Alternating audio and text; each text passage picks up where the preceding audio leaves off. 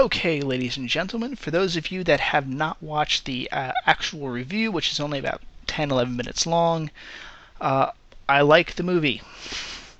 I enjoyed it. If you want to get a little bit more onto what I said, it's only 10 minutes. Watch it. It's going to be shorter than this video. Now, as I promised in the previous video, though, I was going to address the big 800-pound gorilla in the room that I'm going to have to bring up, and I might as well bring it up right now, which is, of course, one of the worst mass shootings in U.S. history, again in Colorado. I don't know if they haven't come up, the media hasn't come up with a name for this, but there's 12 dead, and the numbers fluctuate, but they go from 38 to 54 from what I've seen wounded. I'm not sure what the wounded one, that could be anything from having injuries from falling down as you're getting out of the theater, or up to bullet wounds.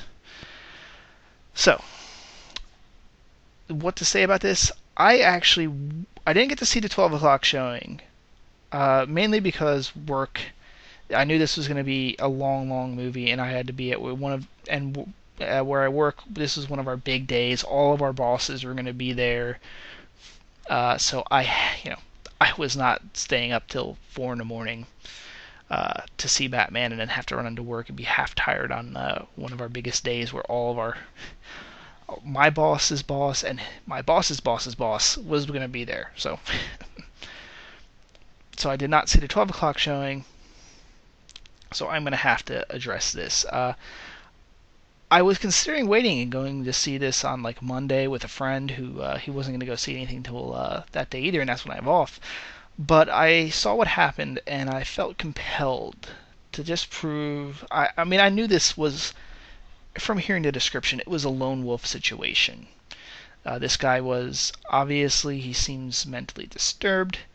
He has, and from everything else I've read, he has all the classic symptoms of him just being a lone wolf. I hesitate to use the word nut because that's not politically correct or criminologically accurate to use, but a very psychologically disturbed individual who acted out in a very violent fashion. So even though I knew this wasn't directly terrorist related, I felt I should go to the theater today, see the movie, just to prove that, as a society, we do not get stopped by this type of stuff. And I do encourage you guys to do the same, because this is a nut that can strike anywhere.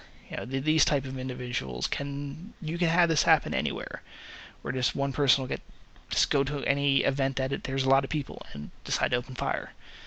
It just happens that theaters provide a very excellent opportunity for these type of attacks. I mean, I've talked to Pakistanis who, they said they can't go to theaters anymore in Pakistan because they're targeted for this reason. There's a lot of people there. You can easily predict which way they're going to be facing the screen.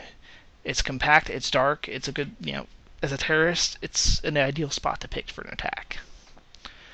But that shouldn't scare us from going to the movies, nor should it scare authorities into overreacting and banning costumes at movies.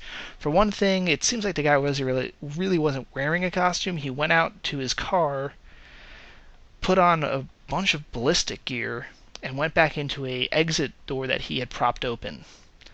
So wearing a costume, yeah, it might be in bad taste to wear like a ballistic outfit now to like the Expendables, but I don't want to see theaters banning costume or cosplay at their premieres. One, it's you're letting this one lone nut ruin it for everybody. And it's not like they're going to prevent that. What are you going to do? Stop the guy that's wearing combat gear and carrying an AK-47?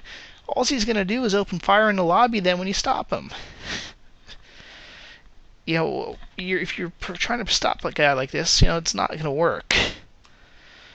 He's just going to open fire anyway, and probably kill just as many people, because movie theater lobbies are packed. Anyway, that is my 2 cents in with that. I can't avoid not addressing it. I spent about 5 minutes on it. This probably will be, within the criminal history, it will be remembered just because it is, of course, one of the largest mass shootings in U.S. history. And they, sadly, again in Colorado. Very sad with that state.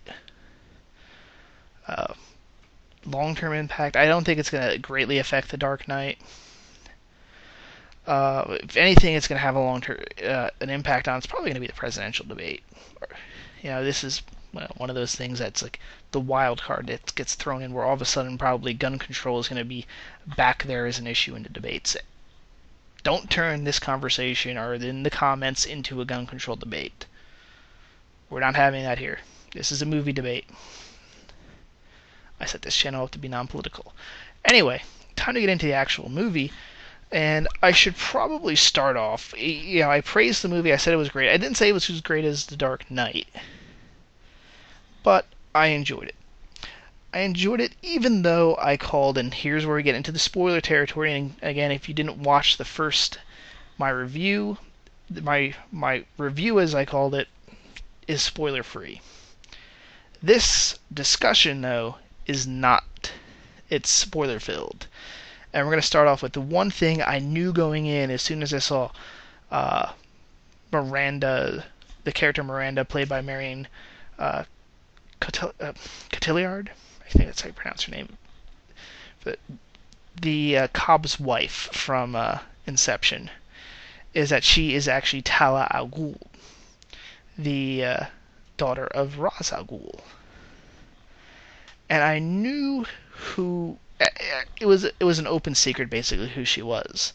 And if you were a comic book fan, you were waiting for her to reveal that she is actually the Ra's al Ghul's daughter. She's working with Bane, and that she's going to, she's behind everything getting messed up. And knowing that going in, though, you could spot how every time she gets brought into them trying to stop Bane, all of a sudden the plan falls apart. So for those of people that are, again, this is one of those things where if you didn't know that going in, that she was actually Ra's al Ghul's daughter, and she was actually the one secretly in charge of everything, it spoiled it when you finally realize, like, when Batman confronts and basically beats Bane and gives the gun to, or has Talia, or Miranda as they mostly call her in this movie there, you're waiting for her to either shoot Batman or stab Batman or hit him on the head or something, and reveal that, no, I'm Ra's al Ghul's daughter. You're waiting for that. However, they did do at least a good job. Well, actually, first I was going to say, knowing that now, if you didn't know that, watch the movie again, and you'll notice every time one of Bane seems to outsmart them, it's because she's involved in somehow. And you can really see how she subtly sets up everything. It's pretty good. However, they did do a very good job in that. It even tricked me, and I think tricked the entire audience, that she was actually, they talk about this one child who escapes from the prison that's in the ground. How no one stumbles across this prison, I'm not sure, because it's shown, like, after Bruce Wayne gets out, that it's only like half a mile away from a rather decent-sized town. I don't know, maybe there's a chain link fence up somewhere. But how should I put this? Everyone in the movie assumes it was Bane that escaped. That this was Bane who was the one person that ever escaped from this prison. And they reveal, no, it was her the entire time. And this character that was kind of briefly described as a protector of this young girl that was brought up in a prison turns out to be Bane. So everyone got that relationship. Everyone was fooled by that relationship. And at first I was thinking that they were going that with, they're going to make Bane Ra's al Ghul's son, and at some point when they reveal Miranda, she's going to call him like her brother or something. No. They did trick me on that one. I guess they were aware enough that they couldn't keep that a secret, or that, who knows, Nolan might have decided to purposely leak that in order to kind of, knowing you can't lock everything down on a movie like this. Okay, we leak out this one detail because we have a trick. We're planning on the more cinemaphile members of the audience to know that, but we're going to still fool them. If that's the case, it worked. I already talked a little bit in the previous. So that, well, actually, I was about to talk about Catwoman, but before I get into that, I should talk about the other kind of, well, the one major plot hole I had with this entire movie. Problem, I guess you could say, is, all right, Wayne develops this energy source, like Iron Man, and he apparently does not want to share the technology because humanity is not ready. They can turn this into a nuke. And first off, I was like, how are we proving we're not ready to have the technology? Because we've had nukes for 70 years and nobody's nuked each other yet. I mean, it's not like we don't have stockpiles of thousands of nuclear weapons lying around. Really? And who's going to turn this into a nuke? If you're going to release this, you're going to release it to what, first world countries? Who's trying to develop a nuke right now? I mean, it's Iran and North Korea. Maybe Myanmar. Everyone else that gets this technology is probably not going to turn it into a nuclear weapon.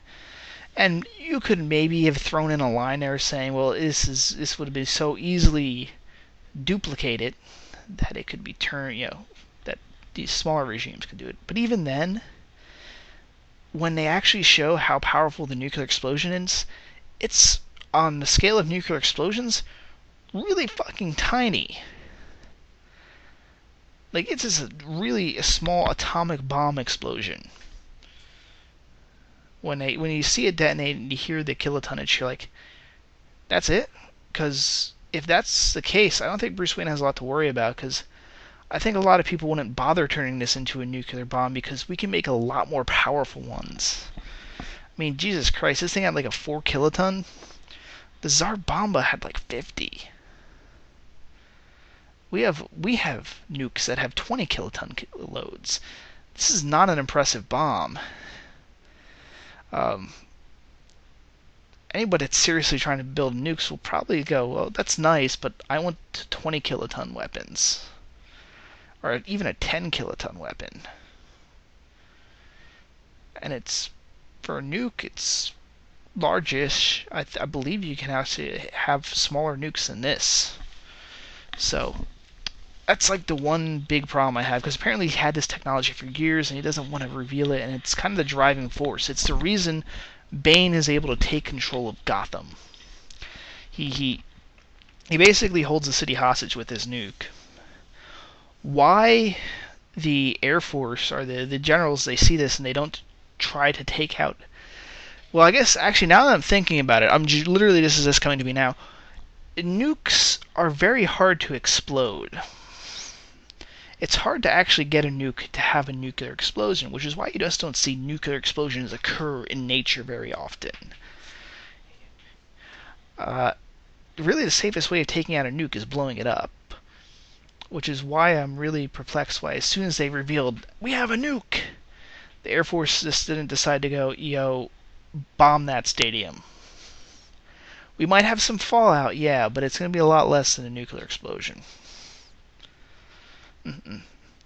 Or at the very least, like, why they didn't do, how should I put it, not, like, with the trucks. They had, like, trucks, and you didn't know which truck the nuke was on. Hit all 3 at once. At least they tried to show that, I will give them credit, they tried to show that at least the government would try to infiltrate the city at some point. But it seemed like they did that way too late, where they tried to sneak in a special forces team really just to get exposition, but it's like, by the way, this nuke's going off later in the week. Really? You waited like 5 months before you actually decide to put a team in? I would imagine you would have got somebody in like within 5 days. Like, even if you had to go around and find like just special forces guys or army personnel or marine personnel who were from Gotham, and therefore you could sneak in, and just, if they got caught, they could say that, oh, well, I was on leave and I got trapped in the city. That's all you need to do. It shouldn't be that hard to infiltrate into the city. It's a city of like they think they said 12 million people. Bane doesn't know every person that's in there. You could sneak almost anyone in there and say, I live here. Yeah, I work for the government. I got trapped in here on a business trip. I don't know. There's certainly some plot holes to be said with that. But I kind of bought it, and I like that they tried to bring it up to a larger scale at least. Although I do wish back in the one scene where they have Joseph Gordon-Levitt's character is trying to get these people to let him and these kids he has get across the river out of harm's way. And I kind of wish they did a moment where he would like prove that these are cops, these are good guys. At the end of the day, they're not going to do anything drastic. They're going to let people escape the city. But he didn't do that, and I kind of felt a little sad for that because it seemed like that would have been a great character moment, especially since they set him up that he's going to take over the mantle of Batman. That he is in fact Robin. They reveal that actually his name is Robin. That's his legal name. Although, which is kind of weird because I think Christopher Nolan and Christian Bale said that they were never going to be a movie with Robin in it. Technically, he's in here. I guess it's more of a wink and a nod. I guess if they decide to make another one, he's gonna either be Batman himself or he's set up as Nightwing. Which that would be kind of interesting to see if they do a Nightwing movie. Just because I could easily see Warner Brothers going, we need more money. All we need is Joseph Gordon-Levitt. That's it. He can take over. We don't have to use anybody else. I guess the studio kind of made the writers put in a little bit of a freedom for if they wanted to continue the story. Of course, they'd have to continue in a way that's very different from the comics. I do like a few things. I like how they tied this movie back with the first one. In fact, in a lot of ways, this is more of a direct sequel to the first movie than it is to The Dark Knight. Although there's, of course, a lot of as I said in the review, a lot of the events of The Dark Knight, you can see their impact on the characters. So it is a movie that I guess, looking back, it doesn't fall into that trilogy gap where it's only the first movie that really matters to the third movie, and they kind of briefly skip over. There's a lot in this movie that is heavily reliant on the events of The Dark Knight and Batman Begins. A lot of movies that are trilogies, and they do that, okay, this is a trilogy, so we're going to tie everything back. The third movie, we're going to tie back to the first movie. And often skipping pretty much everything that happened in the second movie. They don't fall for this. They do a good job avoiding that, and I give kudos to the writers for making sure that everything fits into play. I think overall, there's obviously much more to do with the first movie, but hey, you get what you can take. What else to talk about? Because there is certainly a lot. This movie was 2 hours and 45 minutes long. I'm probably just going to hit the tip of the iceberg of stuff to talk about. I had those few things were on the top of my mind. What else can I bring up? I was expecting there to be something more. They talk in this movie about there's a, Lucius Fox brings all of Batman's tech into like one armory, and of course Bane raids the armory and is supposed to be, I guess, using this tech to control Gotham. But you don't really see how this is like such a danger to have loose. Because he basically gets a few tumblers, and that's all you see is them patrolling with tumblers. And you were expecting it to be more vital for them to have this technology. When really, they could have just had technicals. In fact, they also had technicals when they took over the city.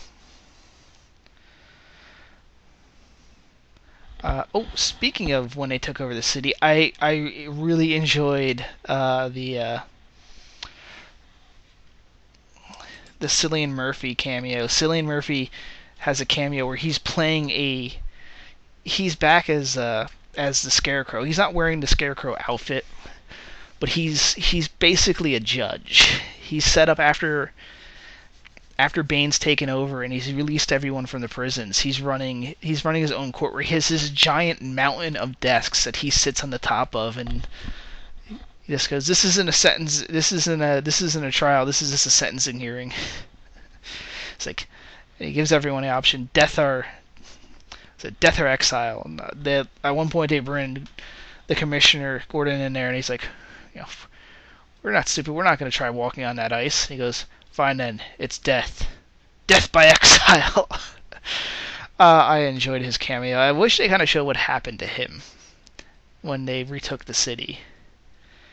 I wonder if there's a cut scene somewhere where he's kind of he's got his handcuffs on or something. Would have been interesting. I do like it that they had him back again. It's bringing back an element that he's now been in all three. He's now officially that character. That is the villain that's been appeared in the most Batman films. Since he's been in all three of these, he has the most appearances. Bane has 2, the Joker has 2, Scarecrow's got 3 actually. As for the underlying themes, it's harder to pin down what the real underlying themes are in this one. Obviously, in The Dark Knight, we had a very classic representation of order versus chaos. You had, an avatar of chaos, an avatar of order. In this one, it's more of a character look, or a character study almost, where these are what the events, this is what happens to this type of character, and of course it's about overcoming. So I think in a lot of ways, even though I just said it has this kind of, it's a character movie, and maybe the theme is a bit rising, and which harkens back to the first film, why do we fall? So we can get up again, so we can rise. It's not as well brought forth. It's not as easily picked up on, and you get a sense maybe it's more of a this is more of a spectacle movie. We have a character, and we have to present some sort of impossible task for them to just rise up upon. But for actually talking about stuff, it's really not talking as clearly philosophical as The Dark Knight. And I think that's one of the reasons subtly a lot of people maybe subconsciously like The Dark Knight, is because they can kind of get the real sense of that there's a greater debate going on in that movie. Now, it's really amazing with the art of filmmaking. To people that don't really know what's going on, but they subtly, or not subtly, subtly, subliminally kind of get the message and understand that there's more going on in this film. I'm not sure if I completely grasp it, but in the back of their mind, it's processing. And it's amazing how film can do that. And this is part of one of my problems with sometimes listening to audiences too much, because they don't know how to articulate the stuff that's going on in the back of their mind, or it kind of, when they're not watching the movie, that area is not being activated, so they don't call upon that. So when studios ask people what the audiences want, they don't get why they actually like the movie. And I think Dark Knight, classic example of one where they don't actually, a lot of people I don't think get why they actually like the film. It's because there's this great debate going back and forth, order versus chaos. In this one, it's they quite clear. This is what chaos is. We get to see kind of what the Joker would be having a field day. They don't make any references to the Joker, by the way, which is something I think they should have done. They probably should have made mention that the Joker was executed at some point or something, or I mean, I guess we can assume that once he was brought into prison, the mobsters decided to kill him. It's probably the most likely. I don't think he would have survived long enough to in prison to actually get to the electric chair. So I'm going to go with the assumption there that he was thrown in prison, and the guards just kind of left the gangsters and mobsters who he wound up screwing over just murder him. Easiest explanation. Either that or the cops themselves shot him. But I wish they had some sort of reference to that. even if it's in the background, it's like a news report going, last seen at the end of the Joker murders, yada yada yada. Batman was last seen at the end of the Joker murders, or Harvey Dent was killed at the end of the Joker murders. Joker himself died 6 months later in prison, or was murdered 6 months later. Something like that would have been fine. Just for us to go, where's the Joker? Because Bane lets everyone out of the prison, so you're assuming if Joker's still in prison, I guess possibly he would have been in a federal penitentiary and therefore removed from Gotham itself. But if they were stuck in Blackgate, you figure, okay, the Joker's running loose. He should really be having a ball with all this crap. Because as I said in the review, and I guess I'll repeat myself a little bit here, there is, I guess, somewhat of a theme of, okay, you guys who want anarchism, who want kind of like this revolution where we're gonna kick down the doors and take from the rich, is somewhat rather kind of subverted here. And I think Nolan's kind of making a commenting on what do we actually want when we say, we make these demands, and he kind of goes, okay, well, you guys say this stuff. Here's how it's actually turning out. And it's interesting to say. I actually was, when I started hearing, when you're hearing Selina Kyle talk about this in the trailer, you're kind of, wow, she's really kind of 99% there. Really kind of the Occupy movement. But I think it goes a little bit more past that. And it kind of really, this can be applied to anything. I think if you really look at it, you can even say that Nolan's making a comment on the Tea Party, where he's going, okay, I think you can make this with any political movement. Okay, you say you like this stuff, and then when somebody actually starts implementing it and you start seeing its real negative side effects that you hadn't considered, that just blew past your mind. In this case, we had Selina Kyle, who was a thief, who kind of espoused, take what you want from the people that have stuff, or not what you want, but take what you need from the people that have it, and you people need to be brought down to our level. And then she sees this in this one scene where she's in a house after the revolution has occurred, and she picks up a picture and she looks at it and goes, this was somebody's home. And she has this, I guess, protege of hers who she's been kind of training and spouting all this stuff out to. She goes, well, now it's everybody's home. And she kind of realizes, we've just thrown out these people from what they've built, what they've made for themselves. Their lives have been thrown out, and what have they actually done? Have they done anything that really deserved this? And it kind of shows, be careful of getting into the political movements you're getting into. And again, you could say this for the Occupy Wall Street movement. Hey, you guys are kind of espousing this stuff. This is what this stuff really is. This kind of really breaking down, rich. They're literally going in and throwing people down, staircases. It's a little extreme. On the flip side, you could say, this also can apply to the Tea Party. Okay, you guys want these big cuts, but here's the downside. Here's the real impact of, you have to look at what's the real impact of doing these cuts, of making these kind of new policies. What happens if they're not what you want? And I think that's the biggest thing, is what what is with her character is going, when you realize the movement you've been supporting and the ideals have gone too far, and you should turn and fight to stop them. That's really what her character is about, and I think it's a very good theme to have. To kind of, we always go, don't turn your back on your principles and stuff. In this case, it's going, principles great, but it's okay to turn your back on a movement or a political ideology if it's not turning out the way it was supposed to. And to fight it, even if you maybe supported end goals. Now, of course, in this case, they have it that the League of Shadows really are, they're not really into the revolution. They just want to see this city become a complete decadent hellhole. One, to kind of punish Bruce Wayne, and two, probably to make a point to their philosophy before they nuke the city.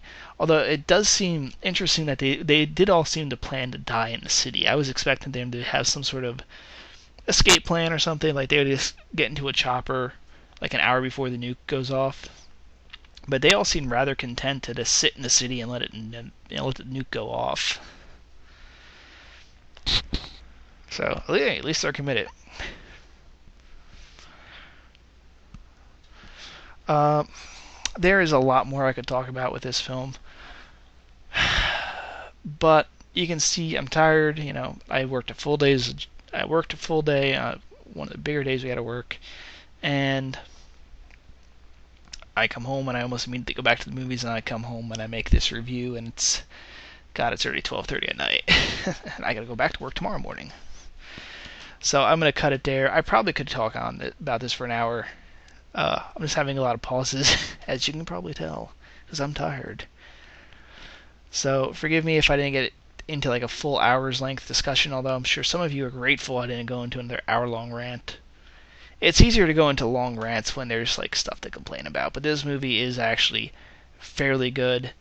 Um, Much less to talk about, though, surprisingly. Much less to have a debate with. I don't know, maybe I need another person in here. I really should shell out the $30 for Pamela and get that, have the ability to have two people on a conversation and record it on Skype. It's just me being lazy. Anyway, signing off for now, guys. Hasta luego, and stay tuned for, of course, more oncoming movie reviews and some game reviews, because, well, the Steam Summer Sale has come, and I've been buying up stuff like crazy because there's a lot of cheap stuff right now. I think I've spent not even like the amount I would just pay for like one new game, and I've bought probably about 10 games. So it's good stuff. Expect a couple. I'm gonna do a review of the Summer Sale itself this year, so it'll be interesting. Signing off. Sayonara.